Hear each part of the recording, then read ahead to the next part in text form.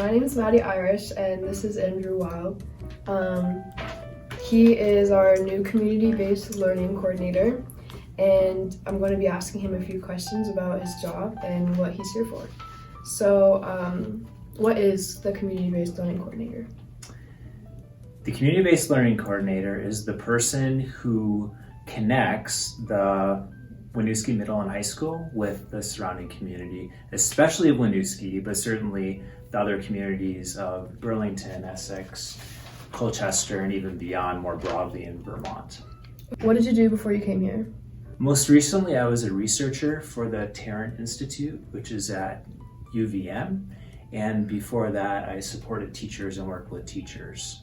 My master's degree and PhD are in education from Stanford in California, and that's where I lived for about 10 years.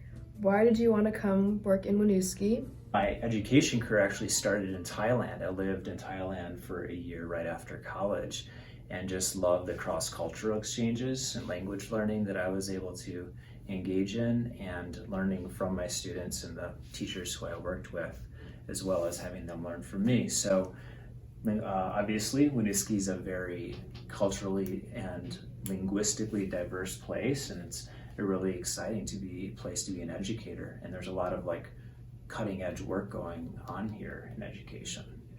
I know you kind of explained this in the first question, but what is community-based learning? Sure. Yeah, to talk a little bit more about it, I think it's helpful to think about kind of a range of community-based learning. So, you can think about it as putting something out there into the community. And I mentioned the geographic parts of the community. Sometimes we think about community as Winooski, because that's where we live and work. But we can also think about just other communities that we share something in common with. So, for example, in high school, there was just a video made by two students, Papa Rashid and Mr. Bon Ide. Tulipotoka ni mbali sana, tuna yule aliyetutoa katika tabu katika. They made a video in Swahili, and that might actually be a form of community-based learning in the sense that they were communicating it to other people who speak Swahili. So that's kind of one end of the spectrum. But you might think of you're out in the community doing an internship, perhaps for a semester a year, and some of those things are already happening here at Winooski, and that is mostly in the community, and then a little bit more tying back to the school and making sure people are getting credit for it. So we can sort of imagine all the community-based learning sort of falling somewhere on that kind of continuum or range. Cool. What are you hoping this will bring to the students?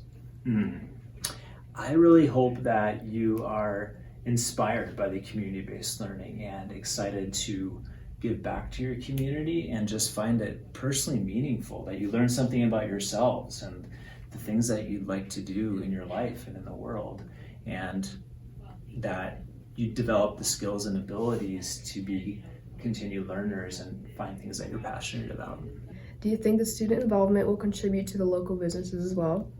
That's a great question. Yeah, absolutely.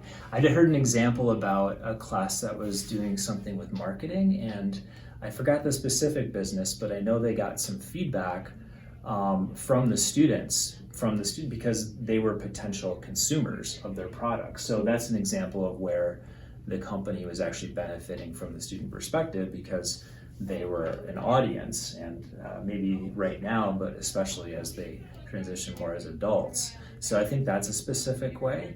And I think it's really helpful to have a fresh perspective, having someone come in and say, how do you do this? Why do you do it this way? I think that's always a really valuable opportunity for organizations and businesses. Yeah, I agree. What do you do for fun? I like to ski in the winters. I like to rock climb, and I bike a lot. So the reason my hair is always a little messed up is I bike here from the old north end of Burlington. Wow. So I'm still trying to continue doing that in the winter. So hanging out with friends, listening to music, those are a few things. Thank you. Thank for you doing this interview. Yeah.